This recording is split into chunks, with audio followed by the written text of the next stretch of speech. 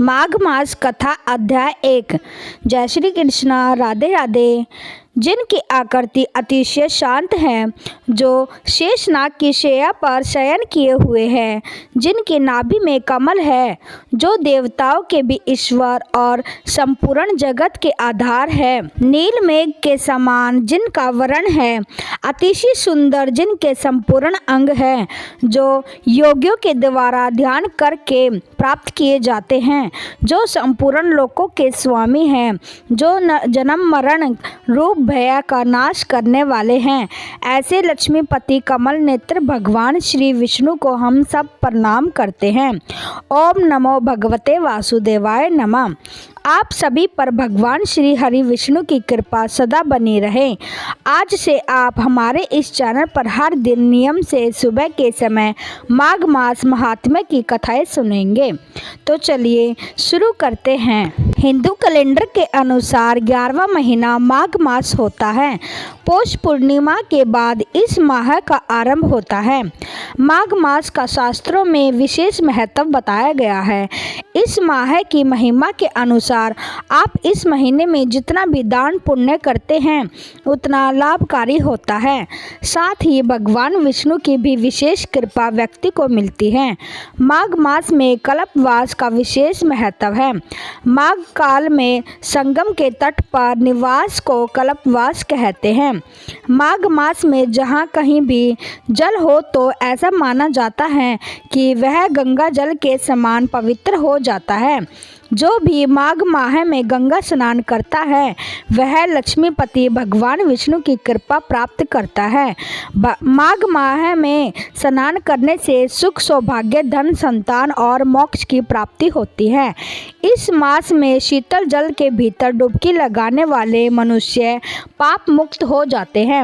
मान्यता है कि माघ माह में देवता धरती पर आकर मनुष्य रूप धारण करते हैं और प्रयाग में स्नान करने के साथ ही दान और जप करते हैं।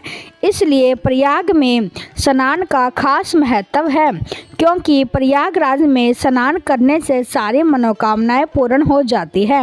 पद्म पुराण में माघ माह के महात्म्य का वर्णन करते हुए कहा गया है कि पूजा करने से भी भगवान श्री हरि को उतनी प्रसन्नता नहीं होती जितनी कि माघ महीने में स्नान मात्र से होती है। इसलिए सभी पापों से मुक्ति और भगवान वासुदेव की कृपा प्राप्त करने के लिए प्रत्येक मनुष्य को माघ स्नान करना चाहिए। वेदों और पुराणों में माघ मास में स्नान दान का विशेष महत्व बताया गया है। साथ ही इस महीने में कुंभ मेले का आयोजन भी किया जाता है। इस महीने में पवित्र नदियों में स्नान और दान का खास महत्व बताया गया है। मान्यता है कि इस महीने में गंगा स्त्रोत और गंगा स्तुति करने से व्यक्ति को शुभ फलों की प्राप्ति होती है। साथ ही व्यक्ति को भगवान विष्णु की कृपा मिलती है और वह व्यक्ति जीवन मरण के चक्कर से मुक्त हो जाता है। अब आइए श्रवण करते हैं आज का अध्याय। एक समय की बात है, श्री सूत जी ने अपने गुरु श्री सुवास जी से कहा कि हे गुरुदेव, कृपा करके आप मुझसे माघ मास का महात्मा कहिए, क्योंकि मैं आपका शिष्य हूँ। तब व्यास जी कहने लगे, हे सूत जी, जो कथा अब मैं आपको सुनाऊंगा उसे ध्यानपूर्वक सुनो। तब व्यास जी कहते हैं कि रघुवंश के राजा दिलीप एक समय यज्ञ के स्नान के बाद पैरों में जूते और सुंदर वस्त्र पहनकर शिकार की सामग्री से युक्त कवच और शोभायमान आभूषण पहने हुए अपने सिपाहियों से घिरे हुए जंगल में शिकार खेलने के लिए अपनी नगरी से बाहर निकले।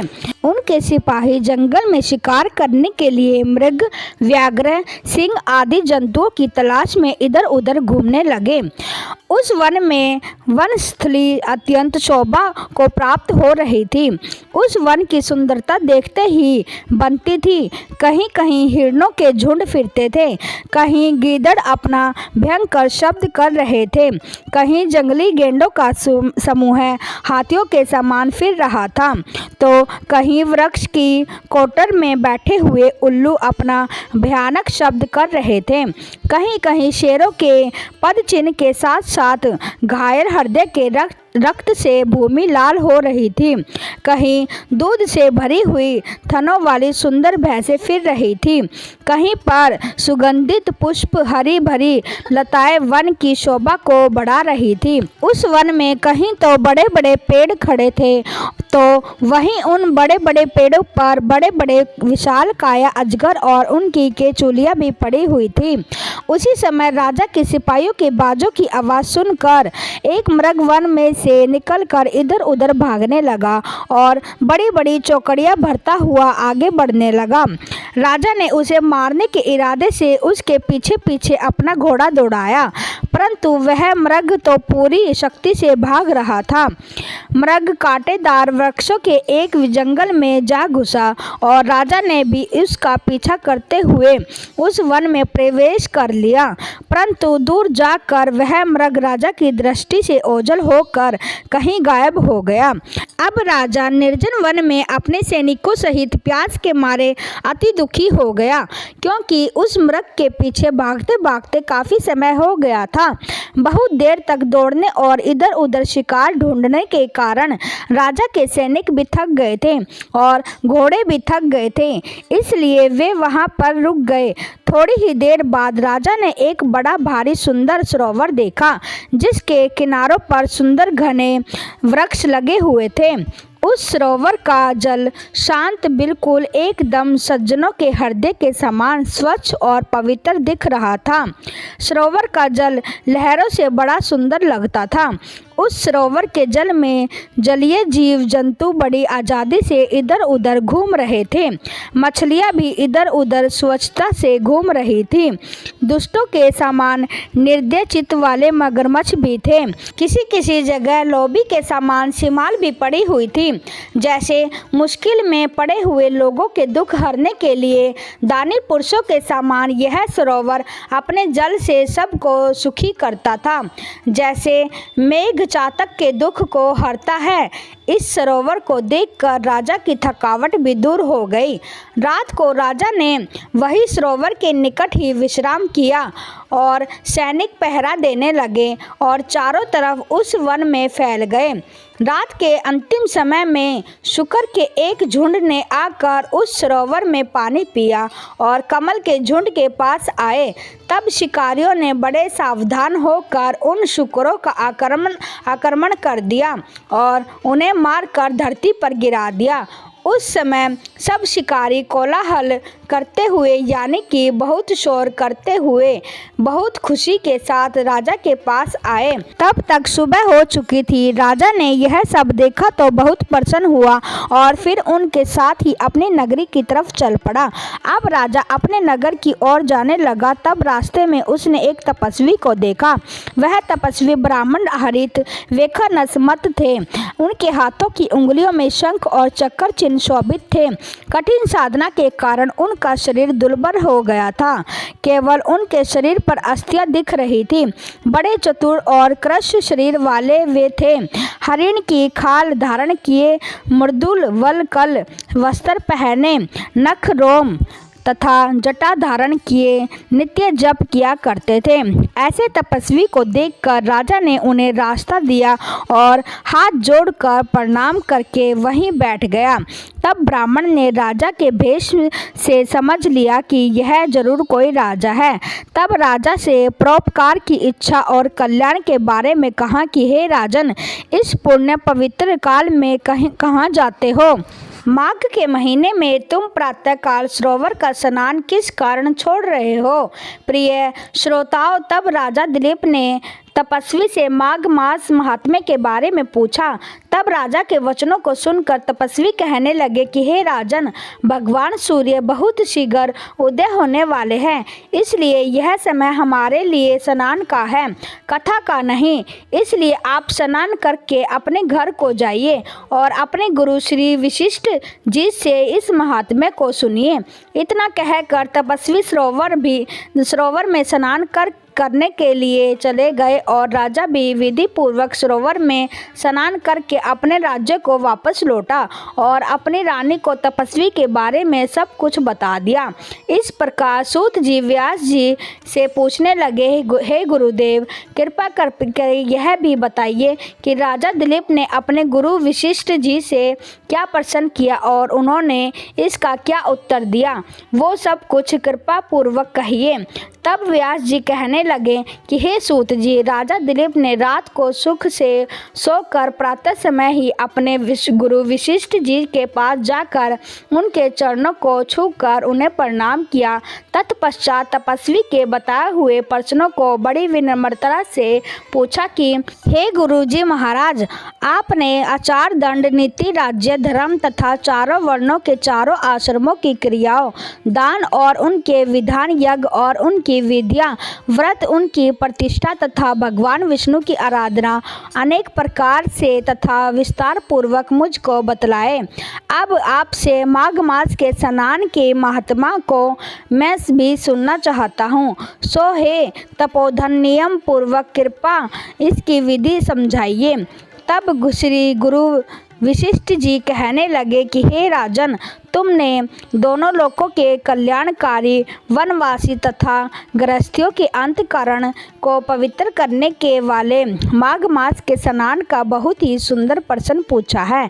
हे राजन, मैं तुम्हें माघ स्नान का फल सुनाता हूँ, ध्यान पूर्वक सुनो।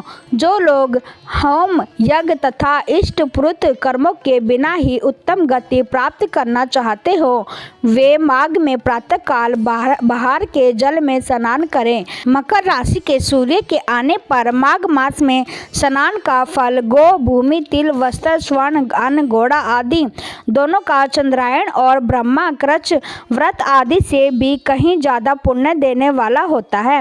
वैशाख मास में जल और अन्न का दान उत्तम माना जाता है। कार्तिक मास में तपस्या और पूजा की प्रार्थनाता है और माघ मास में जप, होम और दान, ये तीनों ही बातें विशेष होती है। जिन लोगों ने, हे राजन, माघ मास में प्रातःकाल स्नान, नाना प्रकार का दान और भगवान श्री हरि के स्तोत्र का पाठ किया हो, वे ही दिव्य धाम में आनंद पूर्वक निवास करते हैं। अपने किसी प्रिय वस्तु के त्याग और नियमों के पालन से माघ सादा धर्म का सार्थक होता है और अधर्म की जड़ों को काट देता है। माघ मास में स्नान करने वाला पुरुष राजा और मुक्ति के मार्ग को जानने वाला होता है। दिव्य दृष्टि वाले महात्माओं ने कहा है कि जो मनुष्य माघ मास में सकाम या भगवान की निमित्त नियम पूर्वक माघ मास में स्नान करता है, वह अनंत फल देने वाला होता है। उसके शरीर की बुद्धि, प्रीति, ऐश्वर्य और चारों प्रकार के फलों की प्राप्ति भी हो जाती है। अदिति ने 12 वर्ष तक मकर संक्रांति में अन्न त्याग कर स्नान किया था, जिससे तीनों लोकों को उज्जवल करने वाले 12 पुत्र उत्पन्न हुए। माघ मास में स्नान करने से ही रोहिणी, सुभागा, अरुंधति दानशीलता हुई और इंद्राणी के समान रूपवती होकर प्रसिद्ध हो गई। जो भक्त माघ मास में स्नान करते हैं तथा देवताओं के पूजन में लगातार तत्पर रहते हैं, उन्हें सुंदर स्थान, हाथी और घोड़ों की सवारी तथा दान के लिए द्रव्य प्राप्त होता है। अतिथियों से उनका घर सदा भरा रहता है और उनके घर में सदा वेद ध्वनि होती रहती है। वह मनुष्य धन्य है जो माघ मास में स्नान करते हैं, दान देते हैं तथा व्रत और नियमों का पालन करते हैं।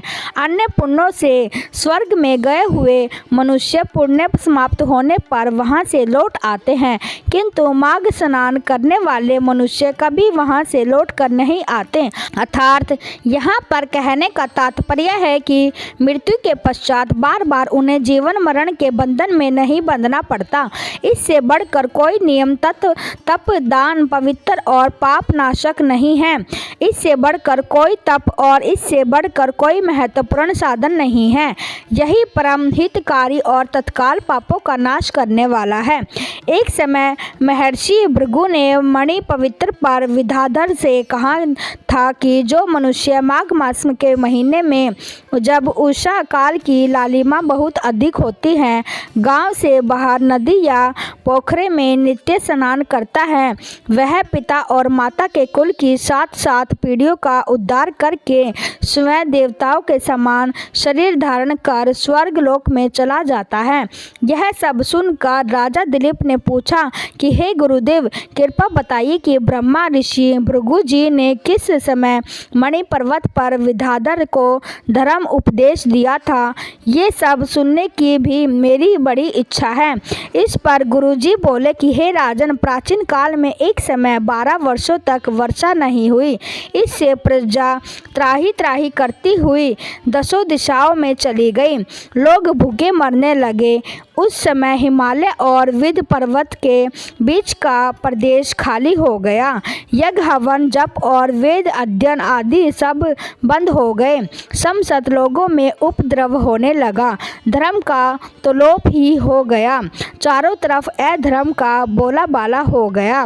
धरती पर फल फूल, अन्न और पानी की बिल्कुल कमी हो गई। उस समय नर्मदा नदी के तट पर महर्षि भृगु जी का आश्रम था। वे अपने आश्रम से अपने शिष्यों सहित निकलकर हिमालय पर्वत की शरण में गए। वह कैलाशगिरी पश्चिम में मणिकूट नाम का पर्वत था, जो सोने और रत्नों का बना हुआ था। उस परम रमणीय श्रेष्ठ पर्वत को देखकर अकाल पीड़ित महर्षि का मन बड़ा प्रसन्न हुआ और उन्होंने वहीं पर अपना आश्रम बना डाला। इस पर्वत की चोटी नीली और नीचे का सारा हिस्सा सुनहरा होने के कारण सारा पर्वत पीतांबरधारी श्री भगवान के जैसा लगता था। पर्वत के बीच का भाग नीला और बीच बीच में कहीं सफ़ेद स्फटिक होने से तारों से युक्त आसमान जैसी शोभा को प्राप्त होता था। रात के समय वह पर्वत दीपक की तरह चमकती हुई दिव्य औषधियों से पूरित किसी महल की शोभा को प्राप्त होता था। वह पर्वत शाखाओं पर बांसुरी बजाती और सुंदर गीत गाती किन्नरियों तथा केले के पत्तों की पताकाओं से अत्यंत शोभा को प्राप्त हो रहा था। यह पर्वत नीलम, पन्ना, पुखराज तथा इसकी चोटी से निकलती हुई रंग बिरंगी किरणों से इंद्रधनुष के समान प्रतीत होता था।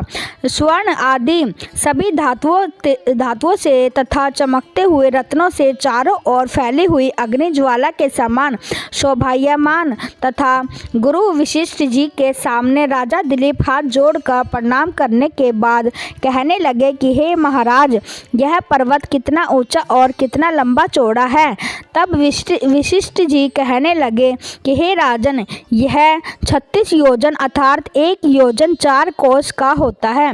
ऊंचा पहाड़ चोटी में 10 योजन चौड़ा और नीचे 16 योजन चौड़ा है, जो हरिचंदन, आम, मदार, देवदार और अर्जुन के वृक्षों से सुशोभित हो रहा है। जब धरती पर अकाल पड़ा तब अकाल से दुखी होकर इस पर्वत को और फल फूलों से परिपूर्ण देखकर भृगु ऋषि वहीं रहने लगे और यहाँ पर कंदराओं, वनों और उपवन में बहुत दिन तक रहकर तपस्या भी करते रहे।